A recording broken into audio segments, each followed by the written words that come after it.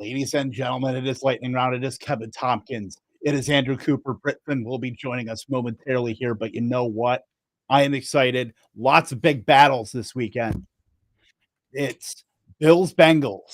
It's Chiefs Dolphins. It is versus Jets fans. Coop, my man, how are you doing? Yeah, dude, I don't know. It must be a lot of traffic in New York this morning because a lot of Jets fans said they were going to come back and talk about the game, but I haven't seen a whole lot of them popping through my timeline. Funny how that happens, right?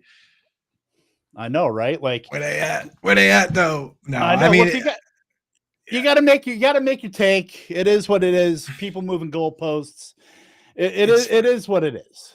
Yeah, honestly, I said it on my show yesterday, like that it's okay to get excited, man. Get excited about your team. Jets have a good defense, you know what I mean? But like at the end of the day, right? We're just trying to help people win fantasy leagues. We're just trying to get our takes out there. And if you want to have a respectful conversation, I'm here for it. I'm down to chat, dude. But there's a lot of people that don't want to be respectful, and I'm here for that too. So definitely come hang out. Bring your clown emojis, bring your crying emojis, and we'll talk about it. And then speaking of let's bring in Britt Flinn straight from the Noogs, Shiz. ESPN Chattanooga. Britt, how was your week 9 and how are you today? I'm a little salty. I had last night's game did not benefit me very much. I barely won in one league. In another league, I had Keenan Allen, CJ Mosley, and Quincy Williams, and that defense was just gassed. And I was playing against Austin Eckler, who, although he wasn't efficient, did score those 2 touchdowns. And then Justin Herbert, scored the bare minimum of points because the defense did it. So I'm good. I'm salty, but we move on. It's another week. Yeah, somebody pointed out that the Chargers could have taken a knee every drive and probably won that game, right? Because, I mean, if you really think about it, the punt return touchdown, the game was pretty much out of hand. They could have won 7-6. And then at the end of the game, it was like, they got the field goal and then they ran the ball and then the Jets handed them another touchdown on a silver platter. So it's like for the end of the game, they didn't have to throw. You know what I mean? But again, the Jets have a good defense. It's just if you're not getting them off the field, they're gonna be gassed. Like you said, it's like maybe Mike McCarthy was right when he said that, scoring too fast. In this case, not scoring at all, but scoring too fast can tire out the defense. I don't know, but that defense was beat. There was one drive that I was watching in the first half, and I saw CJ Mosley miss a tackle, and I go, no. And then Quincy Williams came in to make a tackle, and he missed that tackle. And I was like, no. And I leaned over and I go, they are just so gassed. They can't even tackle anybody. And it was around that point in time that I just put my phone down and I was like, no, I'm not even going to look at this. It's just done. Yeah, it's rough. Yeah. Devontae Adams definitely let us down as well. I see you in the chat, Gabe. I had him in a lot of spots, and honestly, the team was too fired up, too good. Josh Jacobs just took care of business himself. So what are you going to do? Well, I feel like if Daniel Jones hadn't gone down, that game would have been a lot closer, and they would have had to throw, but they didn't have to throw. Exactly. Like that. That's another game that the defense kind of took care of business. Yeah, and look, the Raiders are apparently batting 1,000 when it comes to hiring interim head coaches because Antonio Pierce has passed pretty much every test as far as how to handle press conferences, how to handle your team. He seems like a player-first head coach, just like Rich Bisaccia was. And, when the Raiders end up hiring, like, I don't know, Jason Garrett or something like that next year to be the head coach. I mean, we'll look back at this and be like, I wonder what we had with Antonio Pierce. Look back on the good times, I'm sure. Yeah. I'll tell you, looking at this slate, though, this week, hopefully there's going to be a lot of good games. There's only 2 games, last I checked, that were higher than a touchdown spread, right? We've had a lot of games this week, coming in this year that were over-unders were like 36, 37, and the spreads were like 8, 9, 10. There's one game that the spread is ridiculous. Have you seen the spread in the Giants-Cowboys game, the opening line? Take a guess. Take a stab. Take a stab at what it might be. 18.5. So very close. It opened at 17.5. Somebody I'm out. A ringer. That's crazy. Somebody out there is betting on the Giants to cover that, so it's down to 16.5. I don't know where those points are going to come from. Not from Tommy DeVito. So I think 17.5 might actually be right. That might be the right number. Yeah, we talked about last week, like this we had, obviously the big matchups, but other than that, the slate was kind of ugly. Like this slate for week 10 is pretty ugly, like all things considered when you're looking at especially the island games. Like the island games, look, Panthers Bears. Come on. Are you waking up at 8:30 or 8:30 Central Time, 9:30 Eastern Time to watch the Colts and Patriots in Germany? Like here, we'll give you the Dolphins and Chiefs, but the receipt just came and it's Colts and Patriots. Yeah, I gotta root for the Colts. As a Patriots fan, it's my duty to wake up and root for the Colts. Like we need Drake May or Caleb Williams. I know people are down on Caleb Williams all of a sudden. I don't care. Like give me whoever. It does not matter. We got to get somebody in there as competition at the very least at the quarterback position. End of story. Do you think that Belichick is on the hot seat after that entire press conference, or how, as our resident Patriots fan? Yeah. So the thing with Belichick and with Bob Kraft and all those guys is that I don't think it's going to end up being like a Jerry Jones fires Tom Landry situation. I think whatever it ends up being is it's going to be insanely sugar-coated, right? It's going to be like Bill Belichick has decided to move on to blah blah blah, other opportunities as we go in this direction. Yeah. Exactly, like whatever it is, like if he goes to the Chargers or whatever, it's going to be framed as some like mutual decision. But I think you're right that like behind the scenes, there's definitely some talk about that, and they might even actually want it to be a mutual situation where the Patriots turn around and say, hey, we got some hard times coming. Why don't you go? And we know you're the second oldest coach in the league behind only Pete Carroll. Why don't you go and actually coach a team right now that's ready to win now, because you're not trying to be part of this long drawn out rebuild situation. So could easily be a situation like that.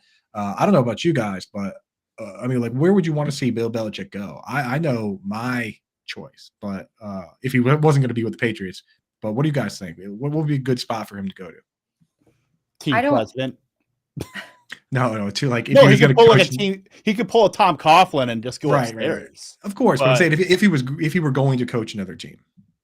See, I don't really think that he is, and I actually just talked about this on ESPN on the radio show that we did because of his comment saying, "Well, I'm just gonna let it play out like how it plays out. I'm just gonna let the chips fall where they may." Whatever, paraphrasing, but I think that it might be some situation where they're like, oh, well, you're just going to retire. Because I don't think with that tenure, with that legacy in New England, that he's going to go anywhere else. Yeah. You never know, though. You never know. And it's fun to speculate. That's the point I'm getting at. I honestly, the team that I think that it would be really interesting to see him go to would be the Chargers.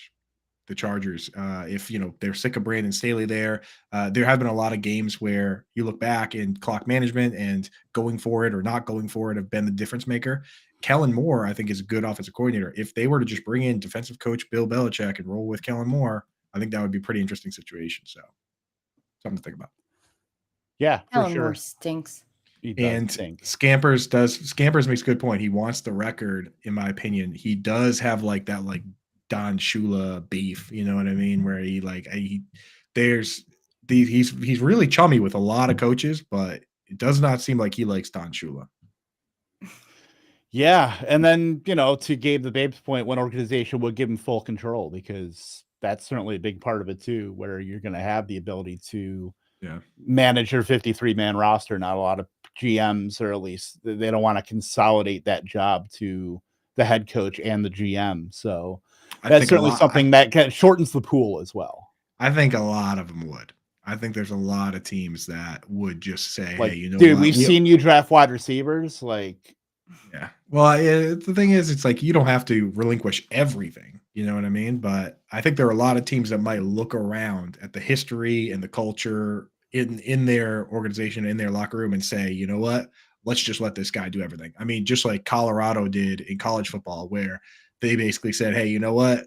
Colorado football has not been good for a long time.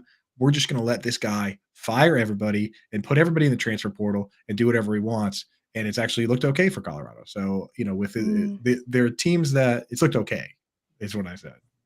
Has it not? Has it not looked okay? Better than it was. They have more wins this year than they had last year. Well, being better than one is not hard. Yeah, well, there you go. There are a lot of teams out there that could be a lot better than one, so Syracuse isn't.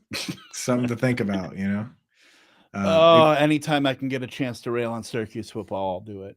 Fire Dino Babers. Anyway, we will talk about some trade targets today. Fantasy playoffs are going to be here before we know it. So with trading deadlines approaching in most leagues, we're going to detail some players that you can trade for in your leagues to kind of get your roster set on your playoff run. If you have any questions as far as lineups, as far as trades to make, send them on in here, put them in the chat. Like and subscribe to the video as well, because we got to feed our kids, of course. Well, Coop does. Coop's the only one here with a kid. I mean, yeah, I guess you tell sellers for it. My kid needs a lot of likes. So get those going. Otherwise, we're going to be eating cat food and wearing newspapers on our shoe to school. So get us those likes. Have you seen how expensive cat food is? That used to be the only thing left when people were preparing for hurricanes. Now it's gone. Yeah, we're eating old Halloween candy. And I just want to point out, Adam Bernard did say Belichick said he wanted to coach the Naval Academy. If he was going to coach college, it would have to be something like the Naval Academy, because I can only imagine him trying to recruit kids, being like, you either want to be here or you don't, right? Whereas like every other, I mean, I don't care. But. I don't care. There's plenty of, it's a team game. Blah, blah, blah, you know what I mean? Like just the worst recruiting pitch I can imagine. Sound like Arthur Smith. Well, he already has the mask. True. Maybe that was some self-fulfilling prophecy. Yeah, and Adam Bernard produced. Yeah, Belichick in a kid's living room is an NFL skit or SNL skit. Truly, dude. Yeah, that really is. I would pay to see that. But yeah, let's talk about some trade targets. And Britt, who do you like as far as a prospective fantasy manager looking to bolster their roster, whether it's in the lineup or on their bench, somebody that can at least help them get into the playoffs and then help them on that playoff run?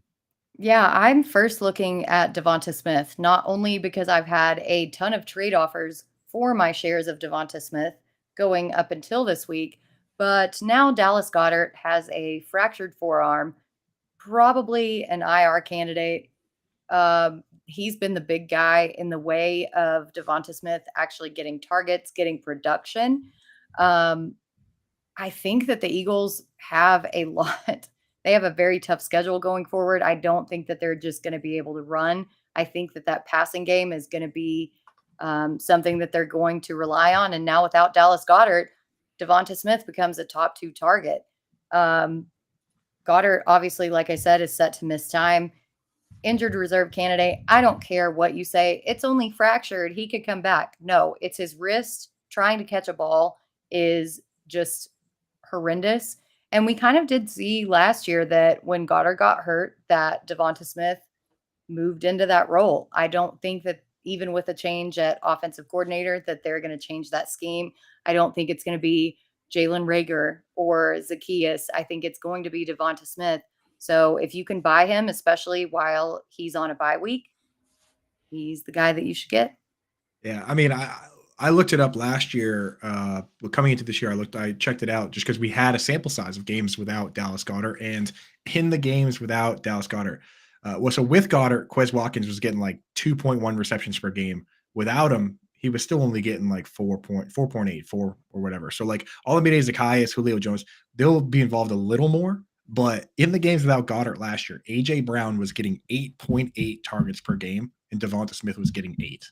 I mean, sign me up for that. 8 targets per game is, I mean, all you really truly need in this world is 6 targets per game, right? That gets you to around 100 on the season. And like those are our fantasy relevant players. 8 a game is wheels up mode. So yeah, give me some Devonta Smith right now.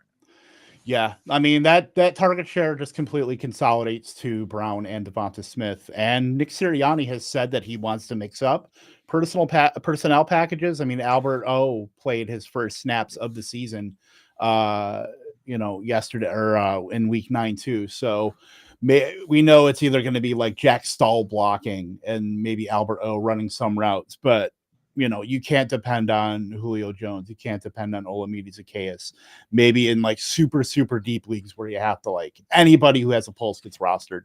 Maybe Right. Zaccheaus becomes moderately viable. But and I will say this: last year, Dallas Goedert led all tight ends in screens. This year, he's up there. Evan Ingram leads. But the thing about screen passes is that the coach has to the coach has to objectively decide to call that particular play where there's only one target on the play. So it's not like these other ones where you go through the read progression and you trust this guy or trust that guy. The coach has to say, hey, we're going to get one to Goddard here. Right. It is first read and that's it. Yeah. It's it. Yeah. So with it, the number of screens you get really depends on your particular talent. I don't think all of a sudden they say, oh, well, this is the game plan. So now Alberto or Jack Stoll is going to get 3 screens a game or whatever. Right. So it's like those play calls kind of go out the window, or maybe they will just throw a bunch of screens to Alberto. We'll see. But I think what you end up seeing is probably more wide receiver screens. Well, and I said Jalen Reagor, I meant Grant Calcaterra. But that guy, it's easy to mix those two guys up. It's, I'm exhausted. Have a lot of stuff going on, but Calcaterra has been out too. He was the one who was drafted to be that backup pass catching tight end, and he's been out for the past few weeks. So just Jack Stoll and Alberto, don't really see that happening.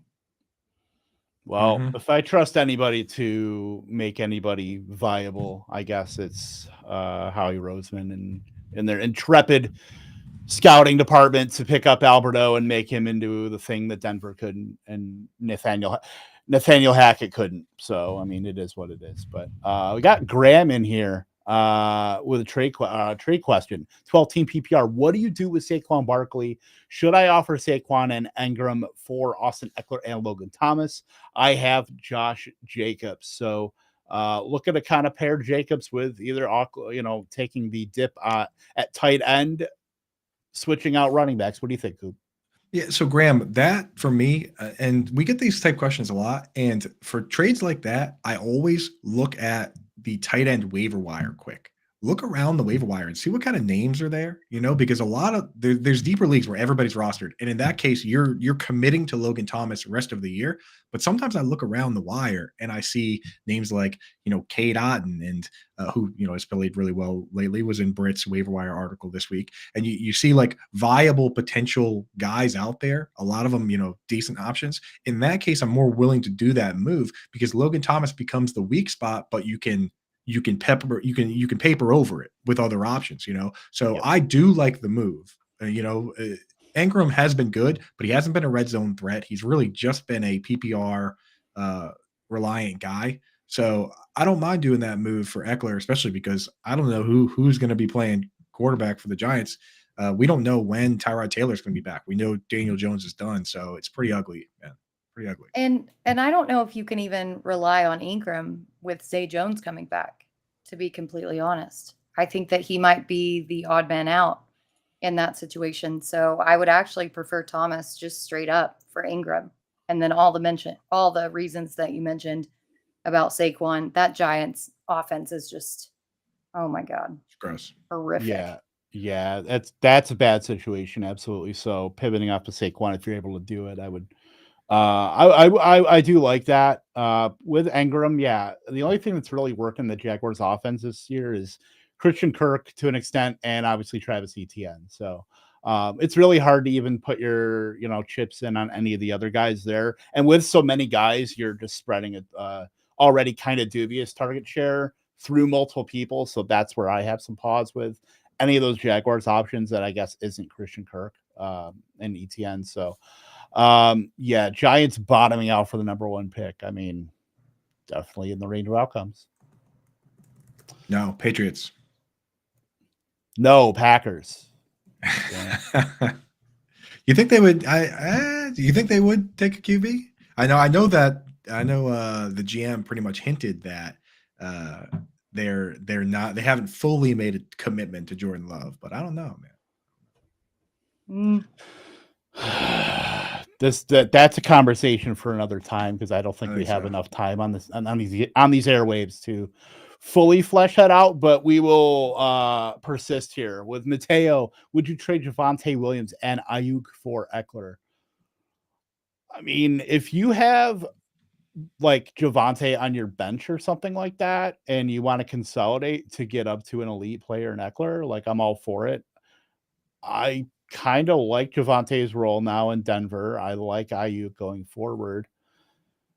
It's tough, but I would rather have the two, I think, than Eckler. And I understand. I'm mostly on the best player in the trade, get that player, but I'm good with both. What do you guys think? I'll let Coop answer this. Yeah, I mean, with this one, like I'm actually in on. I was not so much in on Javonte early on. I was a little worried about his workload, but he's been growing on me. His usage has gone up. So if both Javonte Williams and Ayuk are in your starting lineup right now, I wouldn't do it. But if again, like Kev said, if you just have a wealth of riches and you're trying to consolidate to get the best players from down the stretch, then Eckler is the best guy in the trade. So it really depends on what else you got going on. Yep. For sure. Another Twitch gang representing here. ZDs. I'm not going to complete the joke if that's the joke. Full PPR. Who do I start at flex? Devontae Adams, Calvin Ridley, Twitch James gang. Cool. I'm assuming that's James Cook, although hasn't been that cool lately. James Cool. Coop's looking pretty cool. What's up, James Cool in the house? You got a question? Cortland Sutton or Taysom. You can call me Jimmy. How you doing? Who do I start at the flex? You have all those players. So that's the exact kind of team, ZDs, where I would like we just talked about it with the other guy.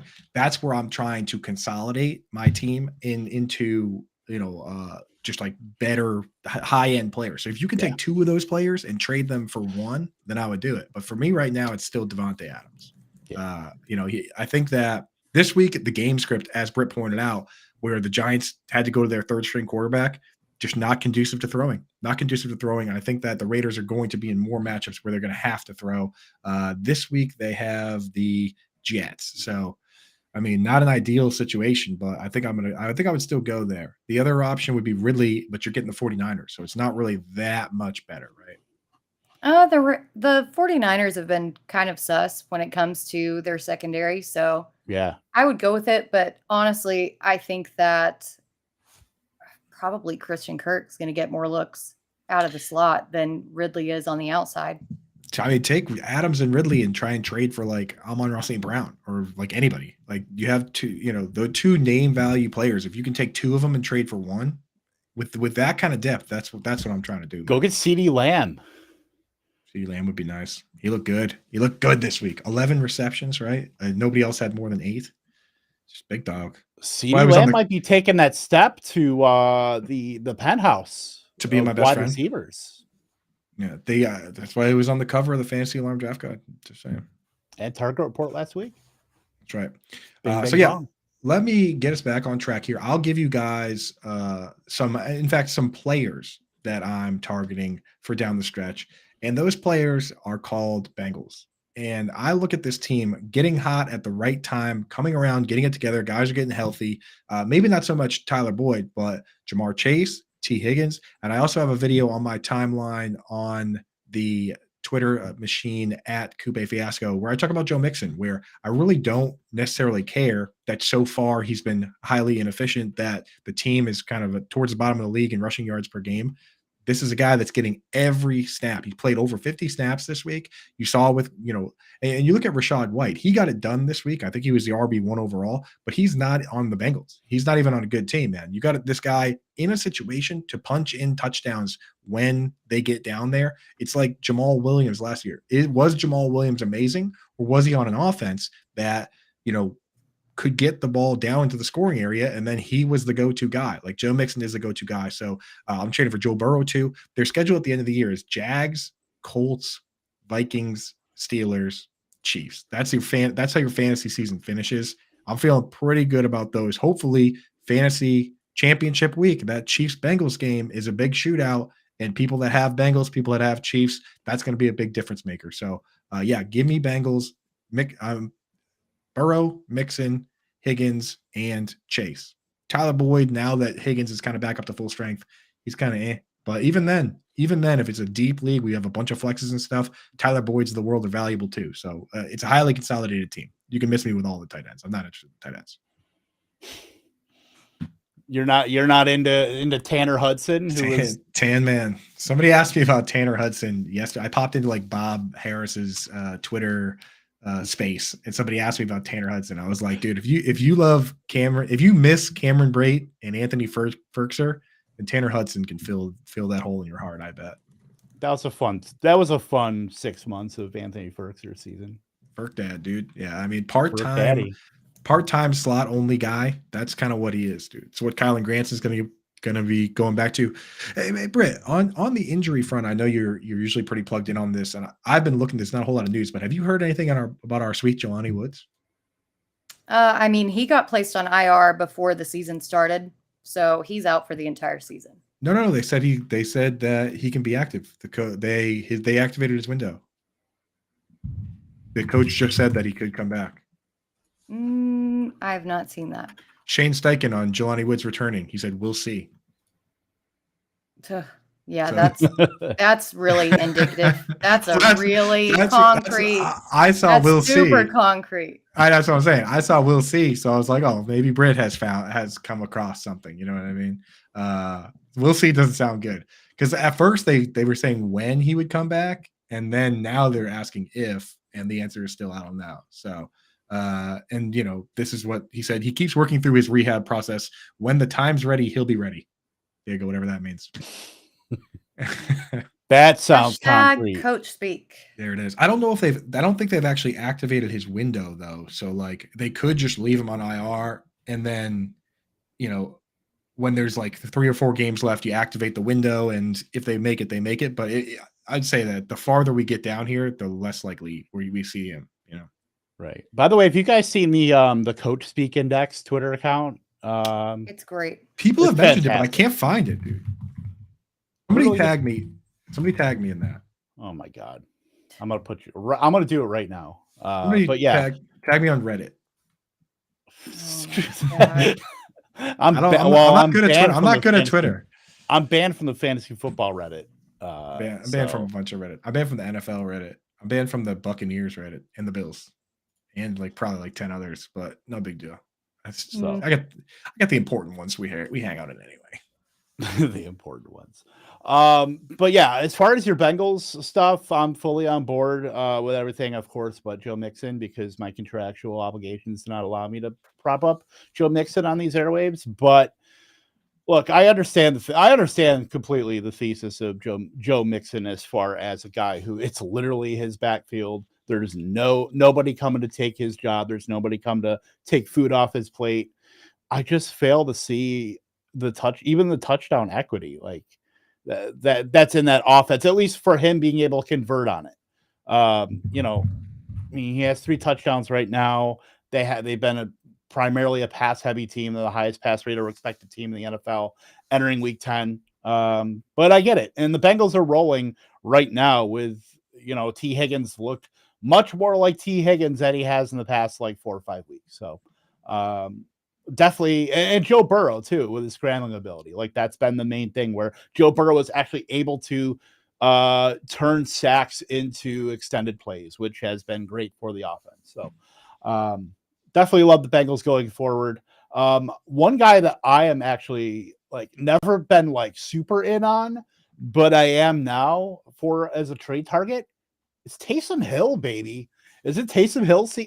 Look, if we're dumpster diving for tight ends and we're scrounging through the Donald Parhams and the Kate Ottens and the Mike Gesicki's, Taysom Hill is out here throwing for touchdowns, getting 5 targets in 3 of his last 4 games, getting double-digit carries. He got his highest rush attempt share of his career at 42% last week. I believe it was 11 carries.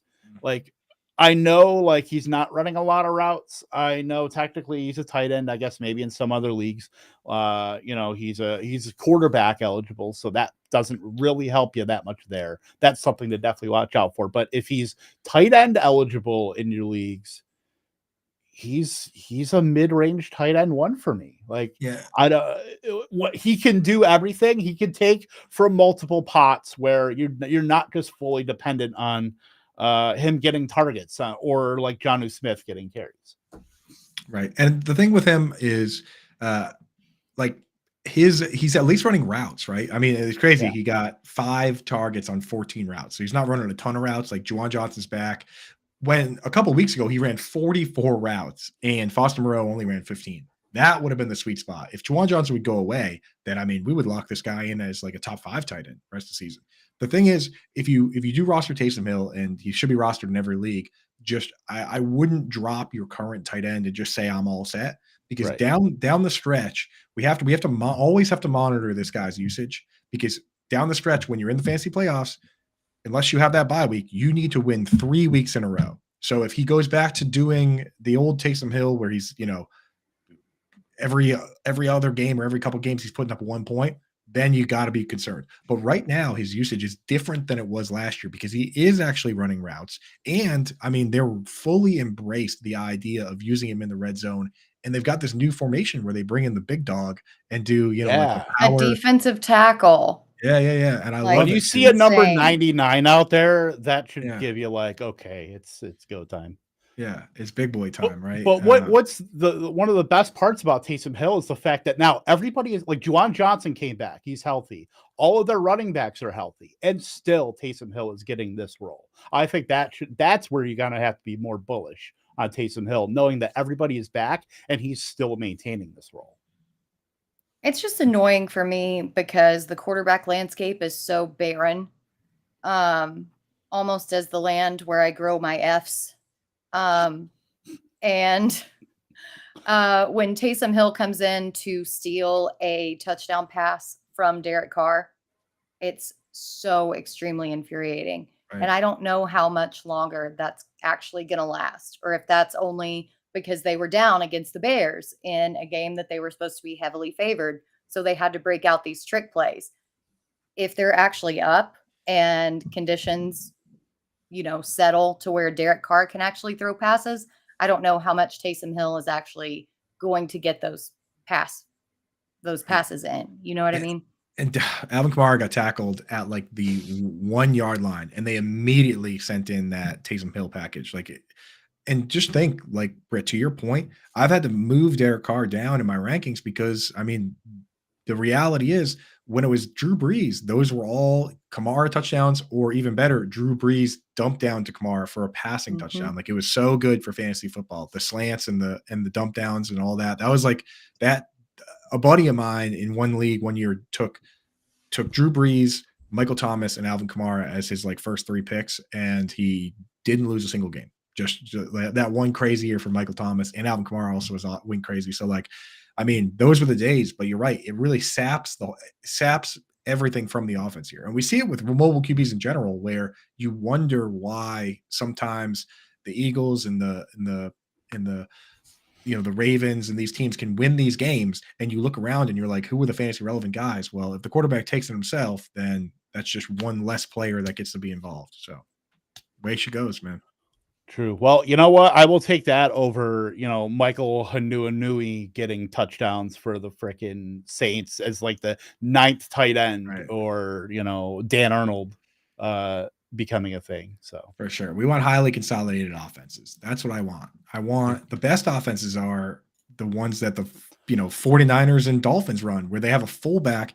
The Dolphins have a fullback and Durham Smythe out there playing like more than half the snaps and getting none of the relevant touches. And that is perfect for fantasy football. Just use the same 3 guys every single play. I don't even know how it works, honestly. I feel like teams are going to start really catching on to the fact that they only give the ball to 3 players, right? Like at some point, teams are just going to stop worrying about these other guys, I feel. No?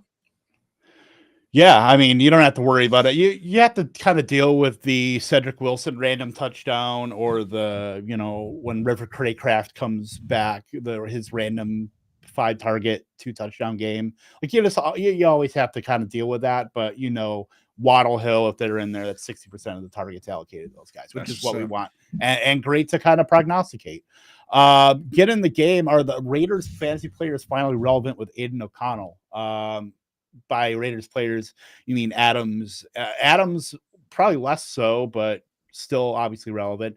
Josh Jacobs, look, Antonio Pierce seems to be, we want to establish the run. Make sure you get Josh Jacobs like 74 touches in each game. So Also, Josh again, Jacobs is looking more relevant. Yeah. I just feel like that was such a game script situation because Daniel Jones went out so early. They didn't have to throw the ball. Like, they threw that one touchdown to Jacoby Myers. Right after that is when Daniel Jones suffered that ACL injury. And then it was just run the rest of the game. So, I mean, I would like to think so that they are, especially with Devontae Adams' squeaky wheel narrative. But I mean, I don't know. I don't know if the Raiders are actually good enough. Yeah, I mean, we do this all the time where the Raiders, Howard pointed out, we bet on the Raiders to win this game, and then everyone's like, oh yeah, this interim coach, he's the man. And then after this, they're probably going to have some struggles and some growing pains. So I don't know if I'm going too crazy, but I was already starting Adams, Myers, and Josh Jacobs where I have them because there's nobody else. So, I mean, it doesn't change too much. Yeah, Antonio Pierce did say that he wanted to, we know who the guys on our team are that we want to feed the ball to Devontae Adams and Josh Jacobs. So that could be a little bit of a signal. I definitely understand the game script aspect of that because that game got out of hand in a hurry. And then the quarterback going out certainly sped up that timeline. But look, they get Jets, Miami, KC, and then they're bye. It's gonna be tough sledding, I would say, for both of those guys, and certainly Jacoby Myers as well. So we'll see how that goes here. Chef TPTB has the sell window opened for Alexander Mattison. Look, right now, no Cam Akers, another Achilles injury, which is just brutal. Yeah. Certainly hate to see that. One is bad enough, two is yikes. But right now, it's like Mattison and the ghost of Ty Chandler comes back to maybe he's going to be haunting Madison's dreams, maybe not. But on the surface, it's a potential sell window, and I think it's open till 1 Eastern on Sunday. Yeah, I mean, Keenan Nwangwu's been banged up, inactive. Ty Chandler. I mean, I think they cut Dwayne McBride, then brought him back to the practice squad. There's just not a lot of threats there, So it boils down to how you feel about Joshua Dobbs. And I don't know if you guys follow Britt on TikTok, but the Fantasy Alarm family is feeling good about Joshua Dobbs, and she crushed it with that video. So that video had me amped up for Joshua Dobbs. I haven't even seen the video. What video was it? No, but I think that I'm actually wanting to buy Alexander Mattison because obviously Cam Akers was eating into his snap share, but the Vikings have one of the most favorable schedules for the running backs over the rest of the season. Like, yes, there is the ghost of Ty Chandler, but Ty Chandler really hasn't done much. I think that Mattison may get as close to a bell cow snap share as anybody else in the league at this point. So I know I did put Ty Chandler in my waiver wire article just as a deep league, like kind of dart throw. But I think that Mattison has some very high upside going into the rest of the season, especially with Dobbs in at quarterback.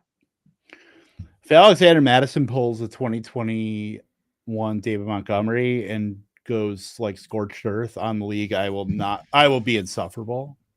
I will not be able to live with myself if that happens. I'm telling you, like there's a big disconnect between like efficiency metric, analytics and expected points, Twitter, and like reality Twitter. And of course, like the place to live is the middle. Like obviously we want guys that are getting all of their expected fantasy points, and the expected fantasy points matches up. Just call it machine learning stats and get it out of the way. It is a machine learning stat, which is a good thing though. It helps us. It really helps us identify sleepers more than anything, right? Like the guys where we look at those metrics and we say Rashee Rice. He's getting 30% of the snaps, but he's been super efficient with those snaps and he's looked good. And if we just got him more snaps, then he'd be great. Right. Chicago last year. Yep. Right. But here's the thing about where the disconnect falls a lot of times is where we say, okay, like all those years with Tony Pollard and Zeke, we say Tony Pollard needs more touches, because all these efficiency metrics, but then you look at his role and it's really conducive to high efficiency, right? And Zeke is the one that is doing the 1 yard runs and doing all the dirty work. And now that Zeke's gone, well, he doesn't look as efficient, does he? Right. So at the end of the day, I want the guys that get the opportunity, right? So we want to go for guys that either are super efficient and are going to earn more, or we want the guys that have the job. So I look at Tony Pollard now, where people like the shines come off him a little bit, and I say, what's the threat to Tony Pollard? Like, is Rico Dowdle going to get more touches? Of course not. So Tony Pollard, Joe Mixon, these guys that their opportunity is safe, I'm in. Same thing goes for drops and fumbles. Sure, at the fringe, drops and fumbles could get a guy benched, but you're not going to bench Tyreek Hill because he leads the league in drops. You're not going to bench Puka Nacua or TJ Hawkinson. So I don't care about drops and fumbles. And the same goes for Joe Mixon. It's like trade deadline's over. Leonard Fournette signed.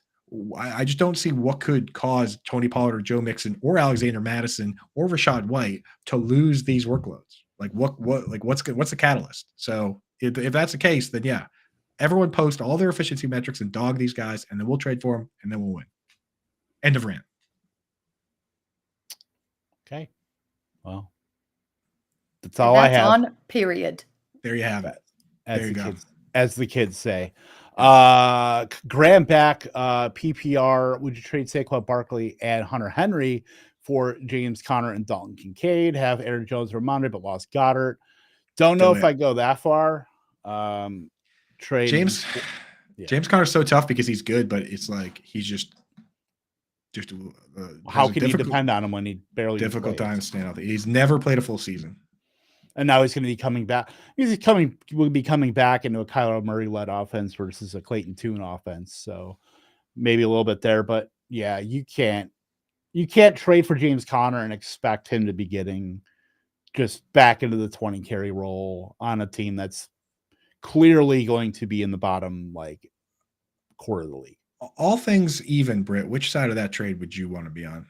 I kind of like the Conner and Kincaid, to be honest, because I don't know what the Giants are looking at going forward with Taylor on IR, with Tommy DeVito. The trade deadline's already passed. Are they going to pick up Carson Wentz or Colt McCoy, like somebody else who's just floating out there on free agency? Hunter Henry really hasn't done much. I think that I would rather go Conner with Kyler Murray coming back and Kincaid with Dawson Knox on IR, because your running backs are already fairly solid. Yeah. It's very risky, I will say. Risk it for the biscuit. That wins Lombardies, I'm told. There it is, dude. Biscuit it. I think I'm in on James Conner and Dalton Kincaid. I think I'm down. I'm down with the get down. But I also like Aaron Jones a lot. And Ramondre Stevenson is, he's in his situation is now all of a sudden potentially better than Saquon's, True. I'm 8-1. I'm worried about Tua, Kenneth Walker, and Kupp. Should I try to trade Walker for Montgomery, Bijan, or Pollard? And should I try to trade Tua and Kupp? A lot of moving parts here. I don't know. You're 8-1. Why are you worried? Yeah. I get the fact that, I think I get it with Kupp. I do. I'm not really getting off that ship. Ken Walker, I think that's more injury related, why he's losing more work to Zach Charbonnet than anything. And trust me, I want to spin it the other way and say Zach Charbonnet is awesome and Kenneth Walker is dust. Those takes I was banning about 3 months ago, but you're gonna trade a banged up early down back dealing with a rookie running back for a banged up early down back dealing with a rookie running back. That's the trade. It's like, just hang tight, man. Or trading him for an awesome rookie running back that's hampered by basically a rookie in skill and ability head coach. Now the guy I would go for is Pollard. And do we have any update on Tyron Smith? Is he done for the year, or where's he at? No, he wasn't. He's not done for the year. Right. Well, there you go. So yeah, go get Tony Pollard.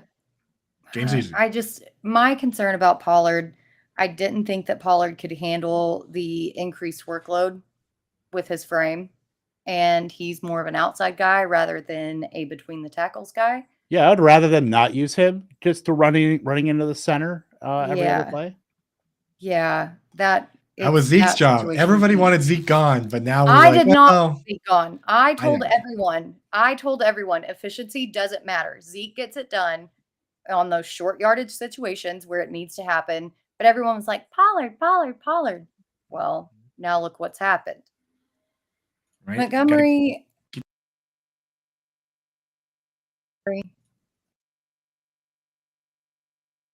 No strategy. I have no strategy. There's zero strategy. Makes me vomit. That's a new one. I like that one. With Montgomery, with Gibbs emerging, I don't think that they can put him back in the bottle, but Montgomery's still going to have a role. Yeah. Even short yardage. So yeah, Monty's going to be fun. Monty's going to be good. I would look at Montgomery. Monty's on deck to become like public enemy number one pretty soon if he comes back and gets a sizable workload after what Gibbs did. Like he is ready to get a perimeter fence around his house with all the pitchforks coming after him.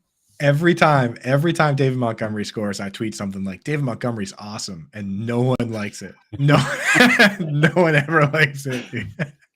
David Montgomery's so good. It's just like no one ever clicks like because they just don't want it, dude. The fantasy wishing is real. I got another one in the chat from Kenneth. Someone wants to give me Debo and Walker for Ayuk. I mean, we like Ayuk better than Debo, and I think I still say yeah, definitely. Yeah, I would. I'm down with that. Britt, we're all on board with Ayuk better than Debo, but is he a Kenneth Walker better than Debo? That's a big jump. It's not about whether or not the player's better. It's about the situation of Seattle's offensive line when they activate 41-year-old Jason Peters because they have so many problems on their offensive line, including both guards. I don't know. You think that he's not even? I mean, again, it probably if this is a shallow league, then you want to keep Ayuk. But if it's if Kenneth Walker is a guy that's going to go right into your lineup, then yeah. But yeah, I would like to know who else is on your team to make that call because right now that Seattle offensive line really concerns me.